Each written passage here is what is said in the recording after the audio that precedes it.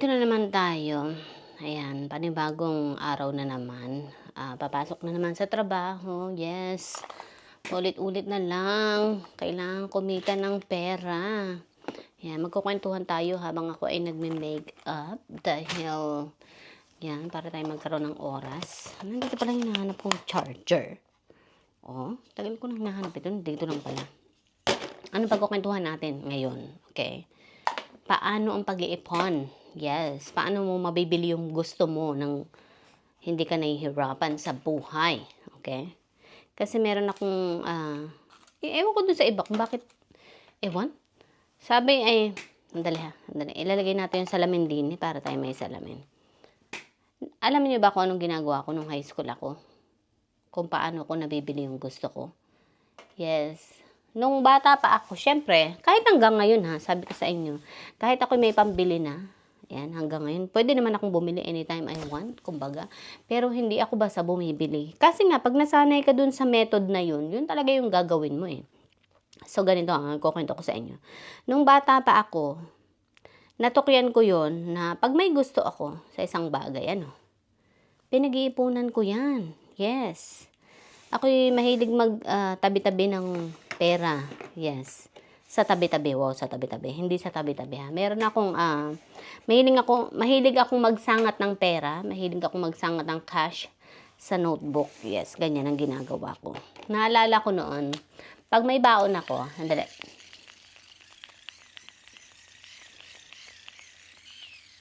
Pag may baon ako, hindi ko maalala kung magkano ang baon ko nung bata pa ako. Parang 5 piso yata. Kung hindi ako nagkakamali. Hindi ko na maalala sa sobrang tagal ng panahon. Yan. Pero parang kung hindi nga ako nagkakamali is 5 piso ang baon ko araw-araw. Yan. So, ang ginagawa ko, kinukwenta ko yan sa loob ng, halimbawa sabi ko, okay, kung ang baon ko ay 5 piso, magkano yan sa isang linggo? Di bali, 25 pesos sa isang linggo. Sabi ko, sa isang buwan, magkano yun sa isang buwan? Sa isang buwan ay merong 4 na linggo sa isang buwan. So, meron akong, wow, 100 pesos. 100 pesos. Ayan, mahilig akong ipon. So, iniipon ko yan. Sabi ko, kailangan kong mamasahe. Siyempre, papasok ko sa school. Siyempre, anong gagamitin ko pamasahe? Papasok sa school. Diba? At kailangan ko din kumain. So, ang gagawin ko, siyempre, nagbabaon kami ng kanin, diba? Ng pagkain sa school. Sabi ko, sige, mamasahe na lang ako, yun na lang ima-minus ko sa pamasahe ko. Ganun ako katipid, sabi ko sa inyo nung high school ako. Yes, ako mismo. Pag ikaw ay talagang nasanay na, ito ha, sabi ko sa inyo, ito yung matuturo ko sa inyo. Pag kayo ay lumaki, nasanay kayo, na wala kayong nakukuhang tulong mula sa ibang tao, ito ang gawin nyo. Okay? Alam niyo ba kung kanino kayo mag-i-invest? Mag-invest kayo sa sarili ninyo, okay? Dahil nga ako'y lumaki na wala akong nakukuhang tulong mula sa ibang tao. Hindi ganun kadali ang tulong na nakukuha ko mula sa ibang tao. And I know that kasi hindi naman responsibilidad ng ibang tao ang buhay ko. Responsibilidad ko yan para sa sarili ko. So, it is my duty. It is my responsibility na ako talaga umako nun, So, yun, lumaki ako na resources ay hindi ganun kadali. Napakahirap. Napakahirap ng sitwasyon ng buhay. So, hindi madali yung mga tulong. Walang tulong, walang mga charity na nakukuha, yes. But that's okay, And, sinubukan ko naman, sabi ko nga, manghiram one time ng kung ano yung pinanghiram ko one time. Ba't naiintindihan ko yun, Hindi ako sumama ang loob. Hindi ako sumama ang loob na hindi ako nakahiram. So, one time, sa kapatid ko, dahil nga, naiintindihan ko dahil alam ko naman na lahat kami may dinadalang, alam mo yun, responsibilidad sa isa't isa. So, naiintindihan ko yun kung bakit hindi niya ako natulungan. At gusto niya rin naman na matuto ako. So, yun. Kaya, naiintindihan ko yun. Natuto naman talaga ako. Ako yung tao, sabi ko nga na madali akong matuto. Okay. Madali akong maka-adapt. Yes, sabi ko sa inyo. Isang pagkakamali lang, natututo na ako. Yes, ganun ako. Ganun ako katindi. Yes. Ginagawa kong aral yung lahat ng mga nangyayari sa buhay ko. Ginagawa kong matinding lesson yan sa buhay ko, yung mga pangyayari sa buhay ko. Kahit isang beses lang yan is magiging lifetime na. Yes. Yung lifetime, parang experience, ganyan. And sabi ko nga, paulit-ulit ko yung binabalikan in my mind kung gaano ako, parang na-amaze ako kung gaano ako katatag sa buhay, yes. So, ito na nga, sabi ko nga, kanino ka mag-i-invest kapag ang tulong ay hindi madali para sa iyo, ang resources ay hindi madali para sa iyo. Okay? Sa sarili mo ikaw mag-i-invest. So, yun, sa sarili ko ako nag-invest. Sabi ko sa sarili ko, ang hirap pala ng buhay kapag wala ka talagang, anong tawag dito? Yung parang hindi mo na ihanda yung sarili mo sa lahat ng maraming bagay. Sobrang hirap. So, ang ginawa ko, yun nga, nag-invest ako sa sarili ko. Nagsumikap ako, nagtrabaho ako. Natuklian kong mag-ipon, yes. Inaral ko din ang pag-iipon. So, yan. Dahil na-discover ko na ang tulong ay hindi madali. Pero, kapag tinulungan ko ang sarili ko is magiging madali. You know? Magiging madali para sa akin kung tutulungan ko ang sarili ko. Yun, tinulungan ko ang sarili ko. Na-discover ko na, kapag pala, ikaw pala ay nagpundar sa sarili mo, nag-invest sa sarili mo, doon ka makakakuha ng tulong pag mangangailangan ka. May tatakbuhan ka. And totoo talaga. Yun, may natatakbuhan talaga ako sa tuwing mangangailangan ako, yung sarili ko. Yes. Yun nga, natukyan ko ang pag-iipon. Bata pa lang ako, sabi ko sa inyo, pag may gusto ako, sabi ko noon. Sabi ko nga sa inyo, tandang-tanda ko noon, yung unang nabili ko noon sa unang ipon ko. Nag-ipon ako ng pera. Okay, ang una kong pinag-ipunan noon is sabi ko gusto kong magtinda-tinda sa amin. Gusto kong magtindahan sa amin. Elementary pa lang ako noon. Kasi nga sabi ko gusto kong makatulong sa magulang ko. Gusto kong makatulong kay nanay, ganyan. So yun, ipon ako, inipon ko yung aking baon araw-araw. Nakaipon ako ng, natatandaan ko noon is mula sa aking baon, nakaipon ako ng 300 pesos. Yes, 300. So, ilang buwan kong pinag-ipunan yun. 3 buwan kong pinag-ipunan yung aking baon. Pero pamasahe pa nga. So, more than that pa. Kasi nga pamasahe, di ba? Ima-minus pa doon yung pamasahe. So, hindi pwedeng 3 months lang. So, mga 4 months. Okay, let's say, pagpalagay na natin 4 months. So, hindi na pala ako halos gumagastos noon. Hindi ko ginagastos yung baon ko talaga. During my elementary days, hindi ko yan ginagastos, yung baon ko. Ang ginagastos ko lang ay pamasahe namin papasok sa school. Yun. Natatandaan ko, nung bata pa lang kami, nanay ko mahilig gumawa ng suman. Yes. I love her suman. Yes, naalala ko yan. Balinghoy. Mahilig magluto ang nanay ko ng suman. Yes, napakasarap ng suman talaga. Hindi ko malilimutan ang suman. Talagang, yun, binabaon ko yan sa school. Ang gagawin ko, nakakatuwa. Minsan, nung na-elementary ako, hindi ko maalala ko nung grade yun, parang grade 2, grade 4. Grade 2 yata. So, nagbukas ako ng suman. Parang recess ba namin yun or lunch namin? Hindi ko na maalala. Break time, ganyan, sa classroom. Nagbukas ako ng suman. Nung habang nagbabalat ako ng suman, tapos kakagat na sana ako,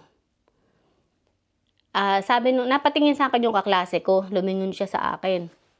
Sabi niya ganun. Tapos ako naman, kakagating ko sana, sabi ko, gusto mo?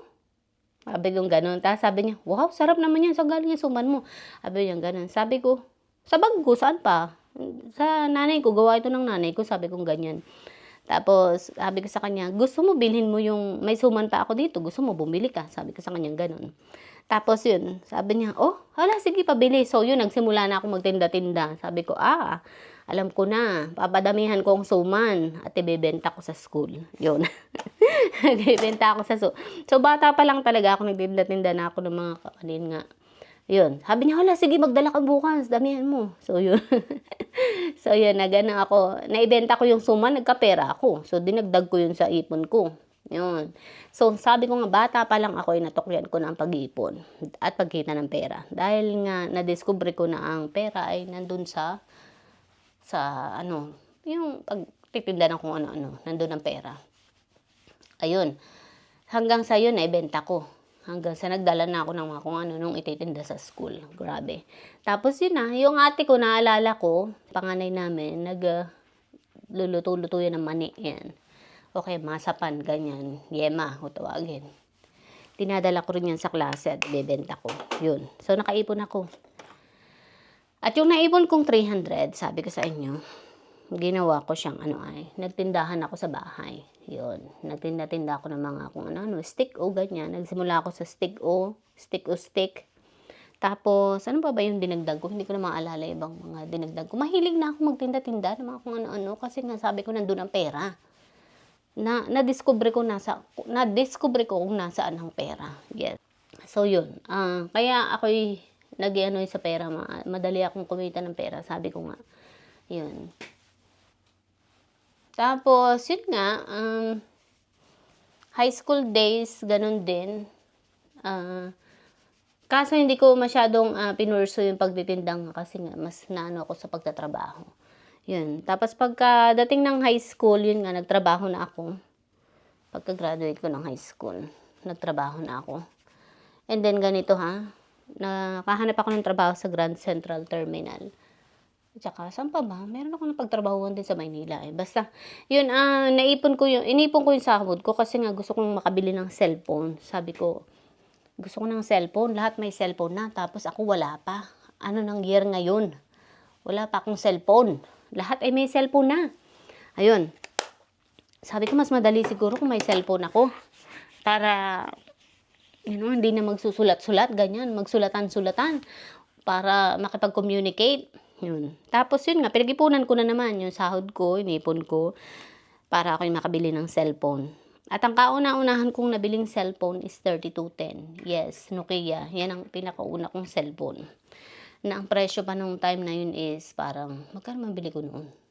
3,000? 500? 5,000 sana yun, natawaran lang. Naging 3,500. Yun. Ayun, nagkaroon ako ng cellphone. Kaya sabi ko nga, basta pag marunong ka sa buhay, madiskarte ka sa buhay, lahat parang nagiging posible talaga. Yun. Hindi mahirap sa akin ang pera. Talagang kasi nga magaling ako mahilig akong dumiskarte. Pareho kami ng kapatid kong lalaki. Si kuya, maano din siya. Mahilig din dumiskarte. Kahit naman si kuya malaki din kumita yun Yan, malakas yung kumita kaysa sa akin, bata pa kami. Sa edad niyang high school pa lang ba yun, elementary. Kumikita na yun ng 60,000 pesos sa isang araw. Kasi nga, syempre, nagme-makeup, nagugupit. Meron siyang skills. Yun. Kaya si kuya ay kung tutuusin, talagang madaling yumaman kung tutuusin. Yes, kasi nga, siyang kumita. Magaling din siyang kumita, malakas din siyang kumita. But somehow si kuya kasi yung kanyang managing skills pagdating sa money ang wala. Yun. Pero pag natutunan yan ni kuya, madali siyang yayaman. Anyways, yun nga. Pareho kami na madiskarte sa buhay. Yun. Siya ay natukuyan niya yung kanyang, meron siyang set of skills si kuya. Yung kanyang paggugupit, pagme-makeup. Yes, ako naman is yung diskarte ko sa pagtitinda at saka mga kung ano-ano pag-iipon yan, dyan ako magaling. Sabi ko nga, pag ako'y nakakahawak ng malaking pera, lagi kong tinatanong anong gagawin ko sa pera. Pag hindi ko alam kung anong gagawin ko sa pera, iniipon ko na lang muna para mas sigurado. Yes, ipunin mo siya sa bangko, syempre.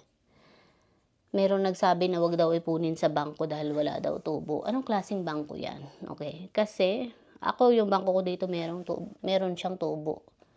Siguro naman meron din sa Pilipinas, imposible namang wala.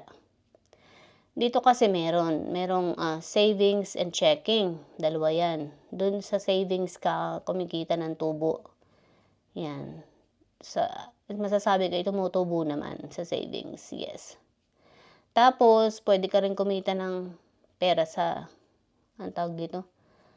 sa certificate. Ipa-certificate mo yung pera mo para hindi mo magastos. Kaya lang parang 5,000 yata or magkano naman 5,000 or 10,000 yata naman para ipa-certificate. Ang problema lang sa certificate, pag kailangan mo ng pera, paano mo magagamit yun? Pag kailangan mo, emergency, di ba? Paano mo makukuha yun? Meron siyang certain time kung kailan mo siya pwedeng makuha. Hindi mo siya agad-agad makukuha. Halimbawa, right away, ngayon mo siya kukunin. Inihulog mo siya ngayon.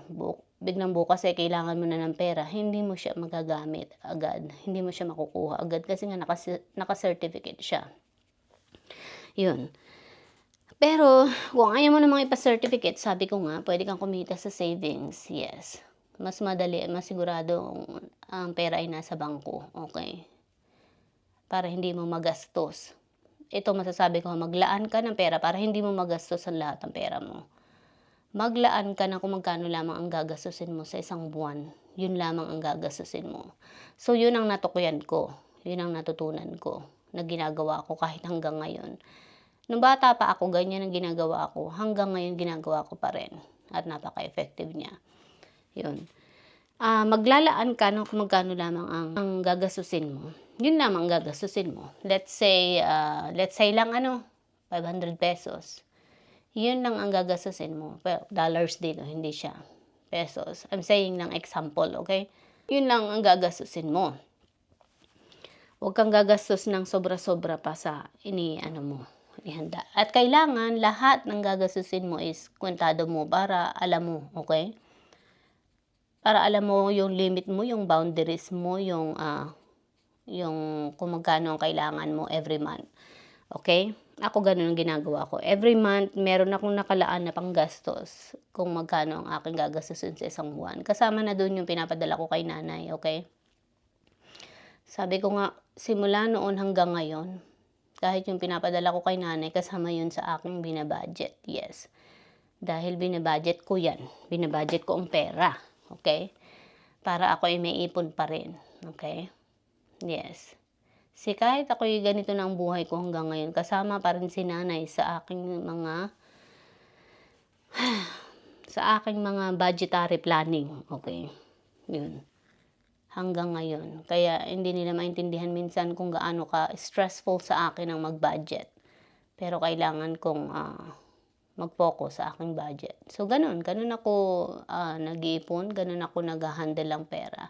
Hindi ako gagastos ng alam mo yung parang bahala na bukas, bahala na si Batman, basta may pera ako. Hindi ako ganun.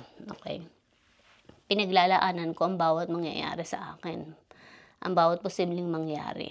Kagaya ng, sabi ko nga, pag nawalan ako ng trabaho, pag nagkasakit ako, paglilipat ako ng bahay, ganyan ako. Hindi ako yung klase ng tao na, noon yun siguro nung batang-bata pa ako, na bahala na sa paggastos, walang limit, hindi ganun. Ngayon may limit na, dahil ayokong bumalik uli sa zero. Mahirap bumalik uli sa zero balance, okay? Mahirap mabuhay sa ganun. At ayoko na mangyari uli yun sa akin. Kaya talagang ingat na ingat ako sa buhay ko, sa paggastos ko, ingat na ingat ako. Okay? Hindi ako, dahil sabi ko nga, hindi ko basta pinupulot lang ang pera ko. Napakahirap pagtrabahuhan ng pera. Kaya hindi ko yun basta ginagastos ng ganun-ganun na lang. Okay? Dahil ang pera ay bago mo kitain. Magtatrabaho ka muna ng 8 hours, maghihintay ka ng 15 days bago ka makasahod. Tapos gagastusin mo lang ng isang araw? No, hindi ganun. Hindi ganun dapat ang paggastos sa pera. Dapat ay pahahalagahan mo ang bawat sentimong kinikita mo. Okay? Dapat ay pahahalagahan mo kung saan ito napupunta. Okay? Kailangan ay sa tamang bagay napupunta. Hindi ito parang pinaglaruan mo lang yung pera or sinayang mo lang yung mga panahon na nagtrabaho ka ng maraming oras, tapos gagastusin mo lang sa walang pararakan. Okay? Sa walang kwentang bagay. Hindi ganoon. Dapat ay marunong kang humawak ng pera mo. Okay? Sa perang pinaghirapan mo. So, yun. Yun lang po. At ako ay hindi ko na natapos yung pangalawang kilay. At masyado nang mahaba ang oras. Okay? Pero mamaya tatapusin ko rin yan. Okay, natapos na rin akong mag-makeup. Yes, tapos na. Ito na yung result niya. Medyo hindi pa rin pantay ang kilay ko, but that's okay. I don't care. O, ito nga. Sabi ko sa inyo, invest for yourself, okay? Kapag kayo ay wala kayong resource na makuha, wala kayong help na makuha from anybody, kahit kanino, family, family members, wala rin kayong makuha, use that as your weapon, okay? Sabi ko nga, build yourself. Kung wala kang makuhang tulong mula sa pamilya mo, then sarili mo ang tutulungan mo, sarili mo ang bubunuin mo, sarili mo ang paglalaanan mo ng investment, okay? Invest for yourself, okay? Yun. Magtrabaho, mag-ipon. Kung ang resources ay mahirap, then sarili mo talagang aasahan mo, wala ng iba, okay? So, yun ang natutunan ko. Kaya natutunan ko na magsumikap talaga, magtrabaho, mag-ipon. Yun nga, sabi ko, number 1 is ipon talaga. So, yung ipon ko, nag-invest talaga ako sa sarili ko. Nag-ipon ako. Para sabi ko, katwiran ko, para pag tuwing mga ngailangan ako ay hindi ako parang hikahos kung saan kukuha ng pera, kung saan kukuha ng tulong. Dahil totoo talaga na ako yung klase ng tao na napakahirap para sa akin ang lumapit sa ibang tao, ang humingi ng tulong sa ibang tao. Kasi nga mataas yung pride ko, meron akong paninindigan at prinsipyo para sa sarili ko. Dignidad, yes. Mas inuuna ko yung hiya kesa sa, alam mo yun, hindi ko gagamitin yung parang, sitwasyon na nakakahiya para, yung parang para lalo akong bigyan, ganun. Hindi ako ganun. Kasi nga, nahihiya ako. Ayoko ng ganun. So, dahil sa hiya ko, yun nga, yung dignidad ko, yung principle ko, mas inuna ko yung prinsipyo ko. Mas inuna ko yung prinsipyo nga. Yun, ang ginawa ko ay sabi ko, ganito na ang gagawin ko. Magtatrabaho ako, mag-iipon, magsusumikap para yung ipon ko ang matatakbuhan ko sa oras sa mga pangailangan ko. Mas madali kapag may ipon ka, doon ako mag-i-invest sa sarili ko. Invest, yun nga. Mag-ipon para sa sarili, para pag ikaw ay mangangailangan, magigipit, meron kang tatakbuhan. So, yun ang ginawa ko. Yun ang nadiscover ko sa sarili ko. Kaya nga talagang kahit anong liit ng pera ko, ng sinasahod ko, dati ay talagang nag-iipon ako. Dahil talagang napakabisa nun. Napakabisa sa tuwing mga ngailangan ako, meron akong tatakbuhan. Yes. Yan ang tinatakbuhan ko. So, yun. Kahit pa 5 piso noon, nag-iipon ako. Dahil sabi ko nga, pag naipon yun, 5 pesos over the years, pag naipon mo yan, ay malaki na din. Malaki ang may tulong yan. So, yun, nagagamit ko yun. Yun ang pag-i-invest ko sa sarili ko. Kaya, yun, natukyan ko na hindi ko na kailangang lumapit sa ibang tao. Dahil yung napaglaanan ko sa sarili ko ang natatakbuhan ko. Yun ang napakabisang pamamaraan para sa akin. Kaya naman, yun nga, naging matagumpay ako. Hindi ko kinailangang manghiram sa iba. Dahil nga, yung napag-invest ko sa sarili ko is nakatulong sa akin. Yes. Kasi nga, sabi ko nga, pinaglalaanan ko yung sarili ko sa lahat ng maraming pwedeng mangyari. Kagaya ng number 1, kapag nawalan ako ng trabaho. Okay? Yun ang pananaw ko sa sarili ko. Kailangan ay meron kang naitabi, na ihanda, at handa ka sa panahon na ikaw ay mangangailangan. Sa panahon na ikaw ay titigil ng pagtatrabaho. Sa panahon na ikaw ay mawawala ng trabaho. Kung hanggang kailan ka mawawala ng trabaho. Yun ang dahilan ng aking pag-i-invest para sa sarili. Alright, so sana ay malinaw. Bye! At sana ay nakatulong din. Bye!